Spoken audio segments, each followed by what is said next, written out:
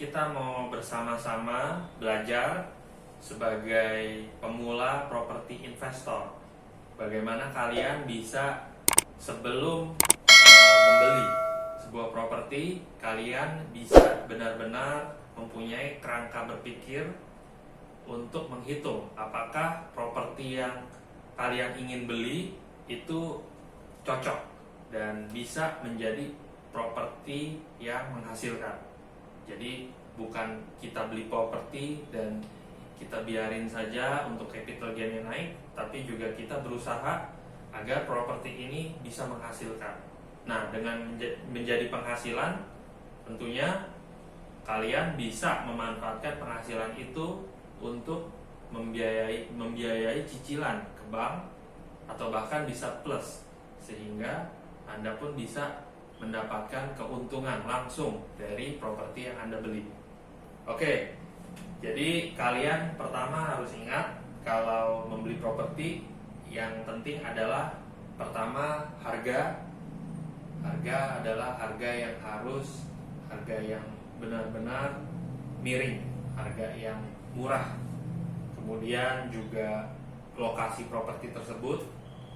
Jadi apakah properti tersebut berada di sekitar tempat-tempat umum yang menjanjikan seperti tempat pekerjaan ataupun tempat kuliah ataupun sekolahan dan juga sarana transportasinya. Nah, itu secara garis besar.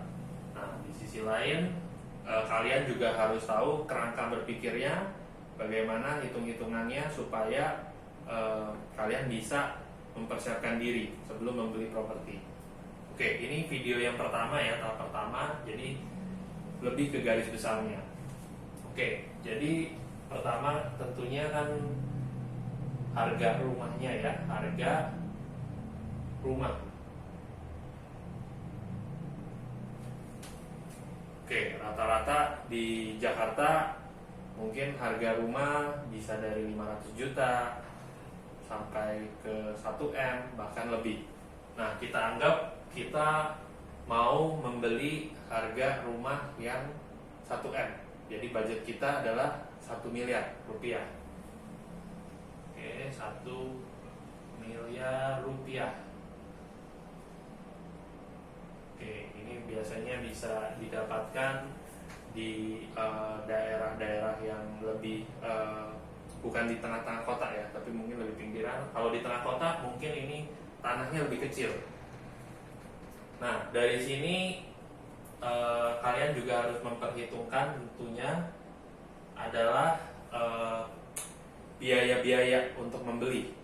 Ya, biaya itu biasanya apa aja? Kalau kita sebagai pembeli kan tentunya ada biaya untuk notaris dan juga pajak-pajak. Ya, jadi ada notaris dan pajak dan lain-lain. Nah, ini kurang lebih biaya notaris dan pajak itu kurang lebih bisa 1-2% dari harga rumah, kurang lebih kasaran. Jadi kalau 1-2% itu akan menjadi berapa? 20 juta ya. 20 juta rupiah.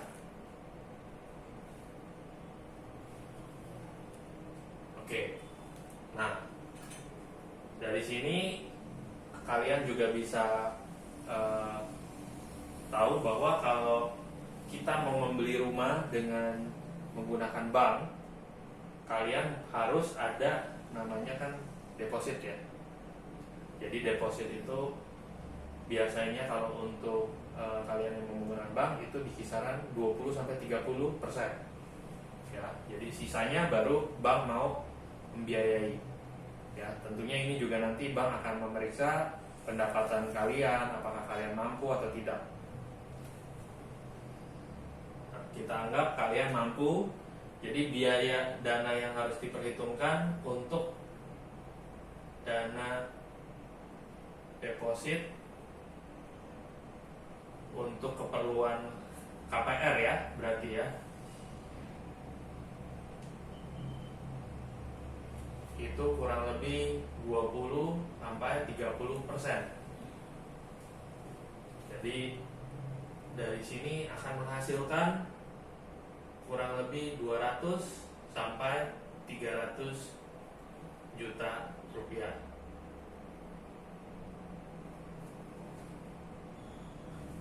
Kemudian poin keempat, berarti kan saya mau sebutkan soal cicilannya ya, cicilan bank. Nah, cicilan bank itu berarti kurang lebih 70 sampai 80%. Ya, 70 sampai 80% dari 1 miliar rupiah. 700 sampai 800 juta kurang lebih.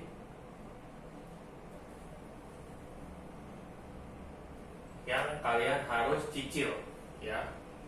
Nah, biasanya bank itu bisa memberikan pinjamannya itu selama 10 sampai 20 tahun tergantung dari banknya dan juga usia kalian. Nah, dari sini juga kita harus ingat ada juga bunga bank. Bunga banknya anggapannya antara 6 sampai 8%. Jadi biasanya tentu di awal-awal kebanyakan yang kita bayarkan cicilannya adalah bunganya dibanding pokoknya. Oke. Nah, dari sini Anda harus menemukan berapa cicilan per bulan yang Anda harus sanggup bayarkan. Jadi nanti untuk pinjaman 10 sampai 20 tahun dan bunga 6 sampai 8%, ini kita harus hitung berapa bunganya dan berapa akhirnya menjadi cicilan per bulan kita. Oke. Saya hitung dulu.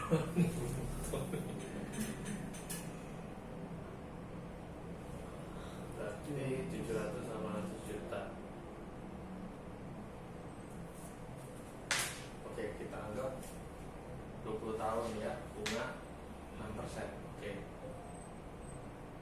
Oke ya. Lanjut dulu. Oke, dari sini kita anggap biaya notarisnya 2% dan pajak. Kemudian di sini kita pakai yang tertinggi 30%. Kemudian cicilan banknya berarti yang 70% ya. Kita menggunakan ini. Nah, di sini saya juga anggap karena kalian pemula properti investor, artinya kalian masih muda, kita anggap 20 tahun. Dan bunga kita anggap yang paling rendah 6%. Oke. Jadi coba disilakan kita sama-sama berhitung. Ini akan menghasilkan berapa biaya cicilan kita per bulan. Sehingga dari sini kita akan bisa bersama-sama memastikan berapa penghasilan per bulan yang kita seharusnya dapatkan dari properti tersebut. Atau bahkan bisa lebih dari itu, sehingga properti ini bisa kita anggap properti yang menghasilkan. Berarti 700 juta dibagi 20 tahun dikali 12. Ini berapa nih? Bisa ada yang bantu hitung? 420 juta. 42 ya. 700 juta dibagi 20 tahun. 20 tahun dibagi 12, sorry.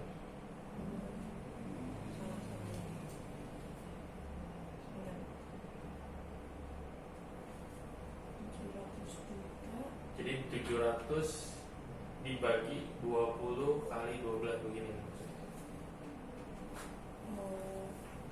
Kan 700 juta dibagi 20 tahun, itu dapat setahunnya Ya. dibagi 12. Berarti begini kan. 2.916.000. Berapa? 2.916.000.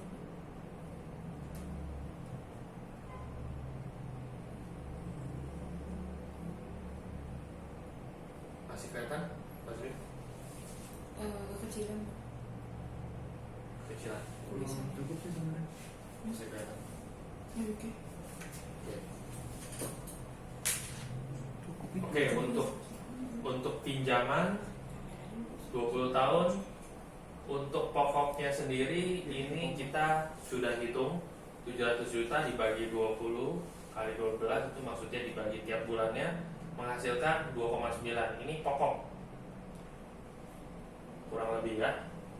Nah, kemudian bunganya itu akan anggapnya 6%, berarti 6% dari 700 juta ya dibagi 12. Ayo coba dihitung lagi berapa.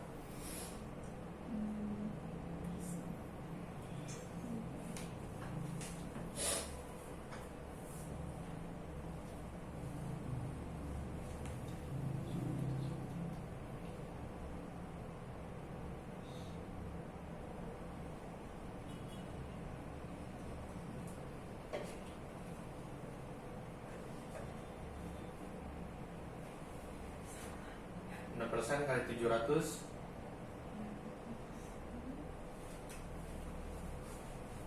ayo matematikanya mau jadi properti investor matematikanya harus kuat dan keberanian. Berapa Azrin? 6% kali 700 42 bagi 12 42 bagi 12 3 lebih ya. 3 berapa? 3,5. 3,5 benar. Ya 3,5 ya. 3,5 juta bunganya. Ya benar. Coba dipastikan biar nggak salah hitung. Jadi di awal memang pasti bunganya lebih besar di awal. Ya, tapi ini kita hitung secara gambaran high levelnya, gambaran besar saja. Tidaknya ini yang bisa nanti Anda pakai untuk mulai menghitung. Walaupun nanti mungkin kenyataannya ada sedikit perbedaan, tapi tidak apa-apa. Ketika kita membayar cicilan itu kan sebenarnya kita mengurangi pokoknya juga ya, jadi sebenarnya nanti makin lama pokoknya akan berkurang juga ya, tapi itu mungkin akan terjadi di tahun kedua atau ketiga ya, itu akan lebih besar lagi. Tapi kita untuk perhitungan ini nggak apa-apa kita anggap tahun pertama, karena tahun pertama itu kan yang paling besar, paling berat. Jadi mau nggak mau mulai dari tahun pertama kita sudah usahakan bisa mendapatkan penghasilan yang bisa setidaknya membayar cicilan kita. Oke, apakah ini sudah benar? 3,5 dan 2,9 benar? Ya, benar. Oke, artinya kalau seperti ini totalnya kurang lebih di 6,5 juta.